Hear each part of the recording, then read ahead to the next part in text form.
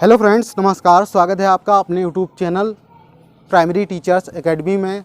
Friends, आज मैं धर्मेंद्र कुमार आपके समक्ष मैं अपना विद्यार्थी जीवन से लेकर शिक्षक बनने तक के संघर्ष को आपके समक्ष प्रस्तुत कर रहा हूँ। फ्रेंड्स, मेरा वीडियो बनाने का सिर्फ एक ही मोटिव है कि बहुत लोगों की सोच होती है कि ना, अगर बच्चा प्रारंभ में अच्छा पढ़ लिख नहीं पा रहा है, मतलब अच्छा नहीं पढ़ता है, अच्छे मार्क्स नहीं ला पा रहा है, तो वो जो है आगे चल के कुछ भी नहीं कर सकता। यो सोच होती है जिन लोगों की, मैं उन्हीं लोगों के लिए खासकर यह वीडियो बना रहा हूं कि ये बिल्कुल ही आपकी गलत सोच है। अगर बच्चा पहले अच्छा नहीं प्रदर्शन कर पा रहा है तो इसका मतलब यह नहीं है कि वो बाद में भी अच्छा नहीं कर सकता आगे चलकर। तो फ्रेंड्स, चलिए वीडियो को शुरू करते हैं। फ्रेंड्स, मेरा नाम धर्मेंद्र कुमार है। मैं उत्तर प्रदेश के हरदोई ज़िले का रहने वाला हूँ। फ्रेंड्स, अगर मैं अपनी परिवार की आर्थिक स्थिति के संबंध में बात करूं तो फ्रेंड्स, मेरी आर्थिक स्थिति जो प्रारंभिक रही है वो बहुत ही दयनीय रही है। मेरे पिताजी मज़दूर हैं और उनके पास लगभग 3.5 बीघा खेत है। और अगर पढ़ाई के संबंध में बात करूं कि मेरे फैमिली में कौन कौन पढ़ा, तो मेरे पिताजी भी बिल्कुल नहीं पढ़े और फैमिली में कोई भी नहीं पढ़ा। बैकग्राउंड एक तरीके से देखा जाए, चाचा ताऊ और नाते रिश्तेदारी में भी लगभग कोई भी नहीं पढ़ा, हाई स्कूल तक नहीं पास। फ्रेंड्स, मैं यह बातें इसलिए बता रहा हूँ क्योंकि जो आपका बैकग्राउंड होता है उसी हिसाब से आपका फ्यूचर भी डिसाइड होता है, लोग यह कहते हैं, लेकिन उनकी यह सोच भी गलत है। मेरा फ्रेंड्स वीडियो बनाने का सिर्फ यही उद्देश्य है कि जो लोग निगेटिव थिंकिंग रखते हैं उनकी थिंकिंग को बदलना।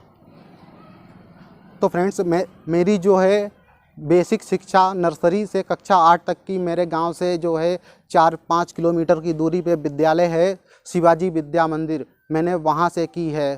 फ्रेंड्स, मैं आपको अपने पढ़ाई के शुरुआती दिनों की कहानी बता रहा हूं, कक्षा 6 तक की। फ्रेंड्स, क्योंकि टाइम कम है और बताना थोड़ा ज़्यादा, इसलिए थोड़ा स्पीड से चल रहे हैं। कक्षा 6 तक फ्रेंड्स मुझे हिंदी तक नहीं पढ़नी आती थी। हिंदी और गणित के गुणा भाग जोड़ घटाना के सवाल भी नहीं आते थे। इंग्लिश पढ़ने की तो बात ही छोड़ जाइए, इंग्लिश तो वैसे भी नहीं आएगी जब आदमी हिंदी नहीं पढ़ पा रहा है हिंदी मीडियम से। फ्रेंड्स, मेरा यहाँ पर कहने का यह बिल्कुल भी नहीं है कि स्कूल में पढ़ाई नहीं होती थी। पढ़ाई होती थी, बहुत अच्छी होती थी, लेकिन वही बात है, आपका जैसा बैकग्राउंड, आप किस बैकग्राउंड से आते हैं, आपका जहाँ पे आप रह रहे हैं वहाँ का वातावरण कैसा है। फ्रेंड्स, मैं ना तो घर पे कोई देखने वाला था कि हाँ क्या पढ़ रहे हैं क्या नहीं, और आसपास का जो वातावरण है। फ्रेंड्स, मैं अपने गांव से सिर्फ मेरे ही परिवार के भाई बहन पढ़ने जाते थे स्कूल, और मेरे गांव में बाकी कोई पढ़ने ही नहीं जाते थे बच्चे। तो फ्रेंड्स, आप सोच सकते हैं कि वहाँ का वातावरण कैसा होगा।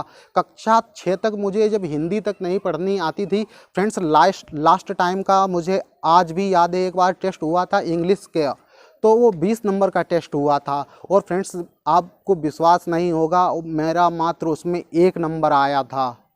आप सोच सकते होंगे कि मेरा जो पढ़ाई का लेवल है वो कितना डाउन रहा होगा।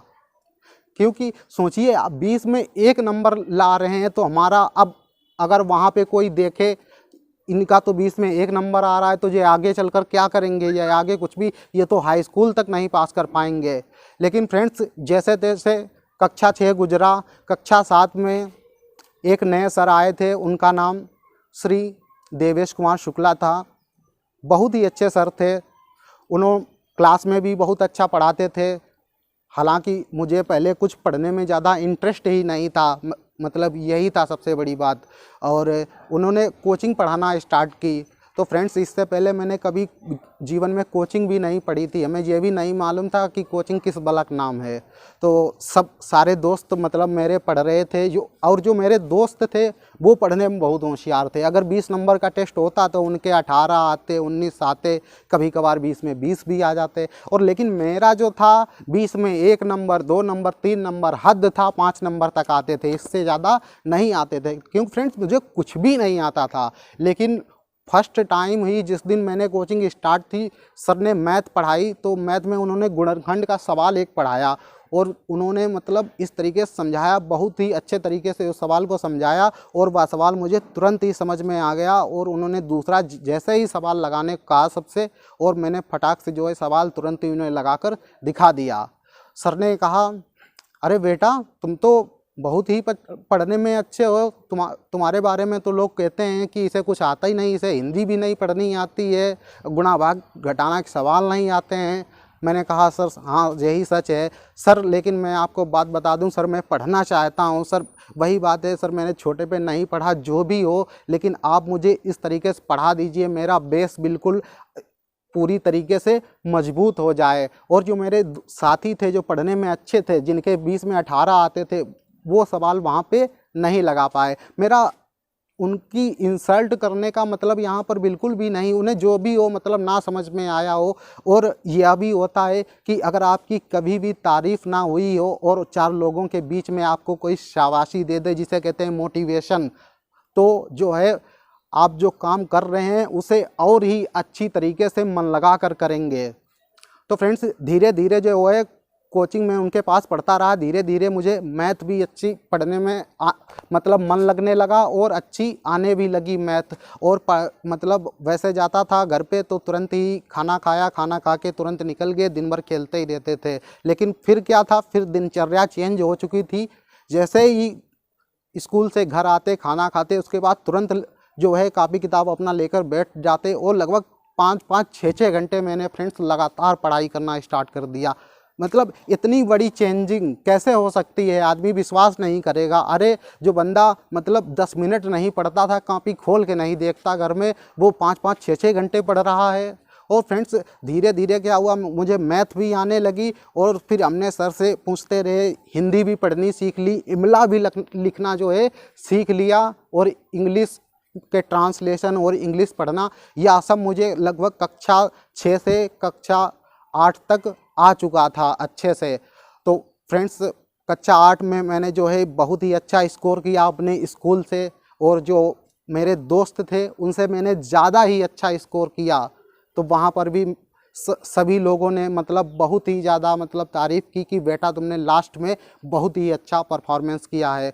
फिर अब बात आती है कि पापा जो थे, सभी लोग बताते कि गांव में होता है ना कि साइंस साइड वाले ही नौकरी पाते हैं, आर्ट साइड वाले नौकरी नहीं पाते हैं। तो मेरा मन था हम साइंस साइड ही पढ़ेंगे, हम मेहनत करेंगे। मैंने 9th में मेरे पड़ोस के ही मतलब गांव के पड़ोस में 1 किलोमीटर की दूरी पे विद्यालय है, श्री त्रिलोकचंद इंटर कॉलेज, मैंने वहाँ नाम लिखवाया और वहाँ पर मैंने साइंस साइड ले ली 9th में। लेकिन पापा को किसी ने बताया कि मतलब साइंस साइड अभी तो तुम पढ़ा रहे हो, लेकिन आगे चलकर इसमें बहुत ज़्यादा पैसा लगता है, तुम बच्चे को सक्सेस नहीं करवा पाओगे। तो फ्रेंड्स मैं बहुत ही परेशान था कि मुझे साइंस साइड लेनी, हम आर्ट साइड नहीं पढ़ेंगे। लेकिन फिर भी घर की स्थिति को देखते हुए मैंने जो है साइंस साइड को छोड़कर आर्ट साइड ले ली। और फ्रेंड्स 9th में ही वहाँ पर भी मुझे जो सर मिले, उन्होंने भी मुझे बहुत ही मतलब मोटिवेट किया पढ़ने के लिए। इंग्लिश के टीचर थे, उनका नाम श्री अवनीश कुमार कुशवाहा है, बहुत ही इंग्लिश के अच्छे टीचर थे। और जो चीज़ें हमने कक्षा 8 तक नहीं सीख पाई थी, जैसे कि डायरेक्ट इनडायरेक्ट एक्टिव पैसिव, वहाँ से वो सारी चीज़ें वहाँ पर भी उन्होंने अच्छे से सिखाया। और वो जो है जीवन से मतलब आपकी आगे की जीवन के संबंधित भी ज्ञान दिया करते थे। और फिर हाई स्कूल में फ्रेंड्स मैंने लगभग 10-10 घंटे पढ़ाई की फ्रेंड्स, और मैं सोच रहा था कि कम से कम 80% तो नंबर आ ही जाएंगे। बस कमी एक ही रह गई थी कि मेरी हैंड राइटिंग बहुत ही बेकार है, मतलब हिंदी की राइटिंग इतनी बेकार है कुछ कहने को नहीं। हम सोच रहे थे 80% तक तो आ ही जाएंगे, लेकिन एग्ज़ाम दिया, एग्ज़ाम भी अच्छे हुए सारे, लेकिन मेरे हाई स्कूल में मात्र जो है 65% ही नंबर रह गए। मैं बहुत ही निराश हुआ, मैं सोच रहा था कि इतनी मेहनत करने के बावजूद भी 65% नंबर रह गए। फिर भी फ़िलहाल कोई बात नहीं, हमने कहा चलो आर्ट साइड हम नहीं पढ़ेंगे, हम जो है कॉमर्स पढ़ेंगे। फिर मैंने सिटी में स्कूल कराया, SD कॉलेज में हरदोई में स्कूल है, वहाँ पे मैंने कॉमर्स जो है लिया सब्जेक्ट। और जो वहाँ के टीचर हैं उन्होंने मेरी पूरी जीवन शैली को ही बदल दिया। मतलब आप कहें कि उन्होंने जो नींव थी उन्होंने उस नींव को बिल्कुल और मजबूत कर दिया। उन सर का नाम है श्री सर्वेश कुमार शुक्ला। बहुत ही अच्छे सर हैं। मतलब मैं यहाँ पे ये बिल्कुल नहीं कहना चाह रहा हूँ कि जो पिछले मेरे गुरु थे वो अच्छे नहीं थे, वो भी अच्छे थे, बहुत अच्छे थे, लेकिन सर्वेश सर जो हैं वो किताबी ज्ञान तो देते ही हैं, उसके साथ सामाजिक ज्ञान, आपकी जो आगे का फ्यूचर है उससे संबंधित भी अच्छी तरीके से वो उन्होंने मतलब हमें उस बारे में मोटिवेट किया कि आपका फ्यूचर जो आप चाहते हैं आप इस तरीके से इसे पा सकते हैं। तो फ्रेंड्स मैंने वहाँ पे कॉमर्स भी ली और इंटर में जो उम्मीद थी वहाँ पे वो मैंने पूरी की। फ्रेंड्स मैंने बहुत ही अच्छे तरीके से पढ़ाई की और जिस हिसाब से सर ने बताया, सर्वेश सर ने, वो बहुत ही सराहनीय है, क्योंकि उनका पढ़ाने का तरीका ही बिल्कुल अलग है। और मेरे इंटर में 82% मार्क्स आए और फ्रेंड्स तब मुझे बहुत ही खुशी हुई कि हाँ मेरा भी सपना पूरा हुआ। लोग कह रहे थे कि तुम अरे 80% तुम कैसे ला पाओगे, तुम्हारी राइटिंग इतनी बेकार है, तुम कुछ कर ही नहीं सकते हो। और सबसे बड़ी बात यह भी मैं बता दूं फ्रेंड्स, मैं जिस गांव में रहता हूं, मैंने बताया है पहले ही कि वहां कोई भी नहीं पढ़ने जाता, मतलब उनके लड़के बच्चे जितने भी गांव के लोग हैं, तो वहां पर गांव की भाषा में ही मैं आपको उस बात को बताना चाहता था। जब मैं पढ़ने जाता था तब लोग यही कहते थे, पढ़ लिख के कौन डीएम बन जाई, सब जो हैं कर ही मजूरी।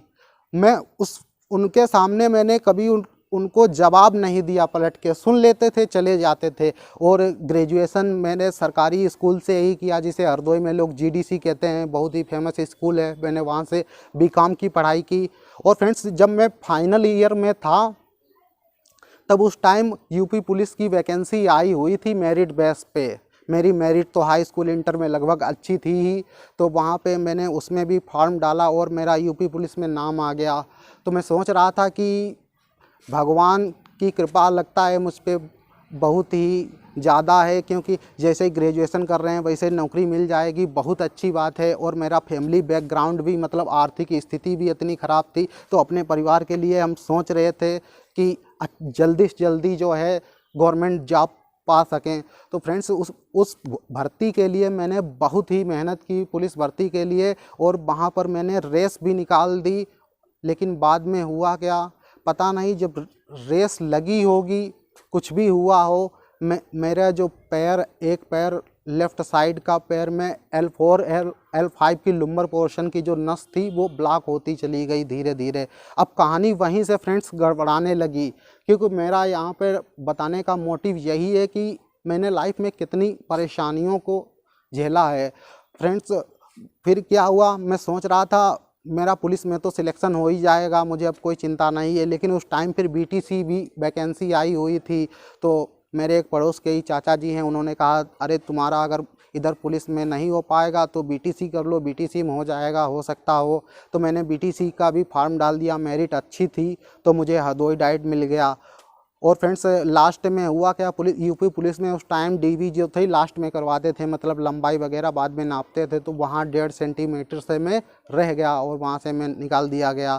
तो फ्रेंड्स मैं उस टाइम सोच रहा था, मतलब पूरा कैरियर जो है समाप्त हो गया। मैंने बहुत मेहनत की थी उस भर्ती के लिए, और लेकिन हमने कहा चलो कोई बात नहीं, डाइट में एडमिशन हो गया है, बीटीसी कर रहे हैं, इसमें जॉब लेंगे। जब मैंने बीटीसी फर्स्ट सेमेस्टर में एडमिशन ले लिया तब मुझे लगा कि मेरे पैर में थोड़ी सी दिक्कत है, और पैर हम देखते थे दिन ब दिन मतलब पतला होता जा रहा था। तो मैंने यहाँ इलाज कराया। फिर एक पड़ोस के लोग हैं वो दिल्ली में इलाज करा के आए थे, राम मनोहर लोहिया में, तो मैंने वहाँ भी दिखाया, वहाँ भी इलाज चला। ऐसे ही करते करते लगभग बीटीसी 4th सेमेस्टर में पहुँच के इलाज कराते कराते, लेकिन लास्ट में जब 4th सेमेस्टर था और टेट का एग्ज़ाम भी 2 महीने बाद होने वाला था, तो फ्रेंड्स मेरा जो पैर था लगभग पूरी तरीके से एक तरीके से कमज़ोर हो चुका था, उस पर बिल्कुल भी हम वज़न नहीं ले पाते थे। उस वजह से फ्रेंड्स टेंशन मुझे इतनी हो गई थी कि अब मेरा कोई फ्यूचर नहीं है, मेरा पैर भी कट जाएगा और हम टेट भी नहीं पास कर पाएंगे। यह भी सोच रहे थे कि लोग यही कहेंगे कि पहले तो बहुत बातें करते थे कि ये करेंगे वो करेंगे और फिर टेट भी नहीं पास कर पाएंगे। फ्रेंड्स इसी वजह से मुझे बस एक ही रास्ता दिख रहा था कि अब मुझे सुसाइड करना है। फ्रेंड्स, आपको विश्वास नहीं होगा कि मैंने लगभग 15-16 बार सुसाइड का प्रयास किया। एक बार तो गले में फंदा वगैरह सब कुछ लगा चुके थे, तब तक सिस्टर ने गेट खोल दिया। फ्रेंड्स, यह वो पल होता है जिसमें हमें दूसरों की सहारे की ज़रूरत होती है, दूसरों की मदद की ज़रूरत होती है। मैं इस पर भी आगे चल के बात करूंगा कि यह बेवकूफ़ी सुसाइड करने वाली आप कभी ना करें। पहले मैं अपनी बात को पूरा कर लूं।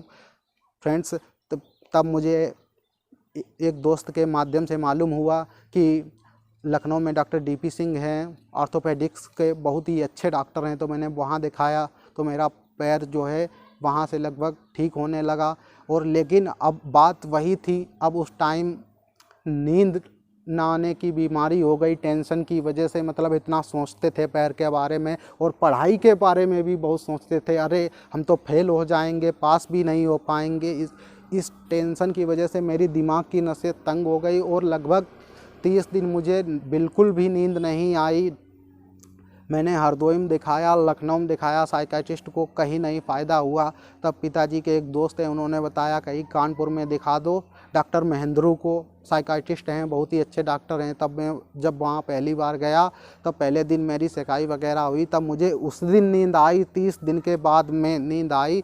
जैसे ही मुझे नींद आई, फिर मतलब जब सुबह उठे तो जितना ये सुसाइड करने का भूत सवार था ये सब दूर हो गया। क्योंकि टेंशन एक ही थी कि वो दिमाग में छा चुका था कि हमें सुसाइड ही करना है, सुसाइड ही करना है।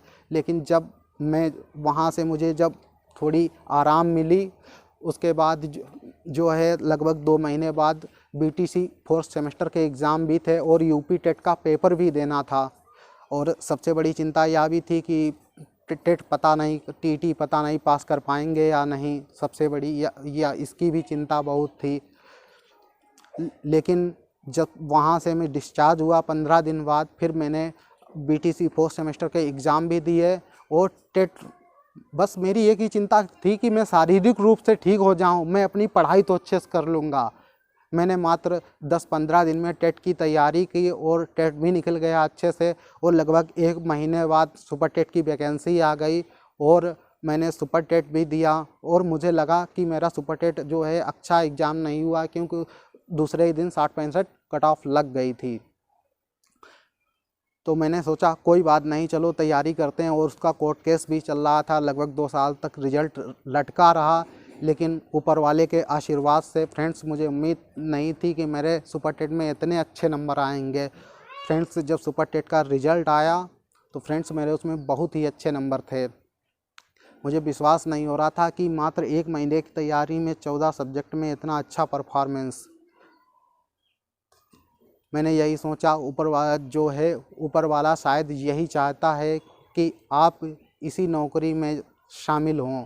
तो फ्रेंड्स, मैंने जो है फिर उसके बाद काउंसलिंग वगैरह हुई और फिर यहाँ मैं हरदोई डिस्ट्रिक्ट अलॉट हो गया। और मैं आज वर्तमान में प्राइमरी में असिस्टेंट टीचर के पद पर कार्यरत हूँ। फ्रेंड्स, मेरा वीडियो बनाने का एक ही उद्देश्य था कि जो लोगों की सोच होती है उसको बदलना, जो मतलब गलत सोच है उसको बदलना, और जो आपकी सोच है उसको भी बदलना। कौन सी सोच? जो हम लोग सोचते हैं, अगर जैसे कोई बच्चा पढ़ाई में अच्छा होता है और बाद में मान लो कोई भी वजह रही हो, वो आगे की अच्छी नहीं पढ़ाई कर पा रहा है, तो यही लगता है परिवार वालों की नज़रों में गिर जाएंगे। और पास पड़ोसी जो होंगे, पड़ोसी सोचेंगे अरे ये तो फेल हो गए, खूब मजाक उड़ाएंगे। आप ऐसा बिल्कुल भी मत सोचिए। अरे पड़ोसी भगवान थोड़ी ना हो गए जो आपका फ्यूचर लिखेंगे। फ्यूचर तो आप अपने आप खुद लिखेंगे भाई, फ्यूचर आप अपने आप लिखेंगे। पड़ोसी की बिल्कुल, पड़ोसी कुछ भी कहें कुछ भी करें, आपको बिल्कुल भी नहीं ध्यान देना है। अगर आप असफल भी होते हैं तो कोई बात नहीं, तो इसका मतलब यह थोड़ी ना है कि सुसाइड कर लेंगे आप। ये ज़िंदगी आपकी ही नहीं है। इससे पहले आपके माँ और बाप का हक बराबर आपकी ज़िंदगी पे है। फ्रेंड्स, आप इस बात को अच्छी तरीके से ध्यान कर लीजिए। जो लोग सुसाइड करते हैं वो बहुत ही बुज़दिल और मूर्ख और कायर लोग सुसाइड करते हैं। या तो कभी सोच लानी ही नहीं है कि मुझे सुसाइड करना है, ऐसा कुछ करना है। अगर आप असफल हुए कोई बात नहीं, असफलता का नाम ही सफलता है। सॉरी फ्रेंड्स, असफलता का दूसरा नाम ही सफलता है। आप इस बात को ध्यान कर लीजिए। एक बार असफल हुए कोई दिक्कत नहीं, 2 बार हुए कोई दिक्कत नहीं, लेकिन आप अगर प्रयास कर रहे हैं तो आप सफल ज़रूर होंगे। लेकिन ये आप कुछ भी हो, लेकिन आपको सुसाइड ज़िंदगी में कभी भी विचार में अपने मन में नहीं लाना है। आप जीवन से लड़िए, जीवन की परेशानियों से लड़िए। अरे आप छोटी छोटी परेशानियों से नहीं लड़ पा रहे हैं, इतना मतलब इंसान होकर इंसान ने हर एक चीज़ पर विजय प्राप्त कर ली, तो आप क्यों डर रहे हो।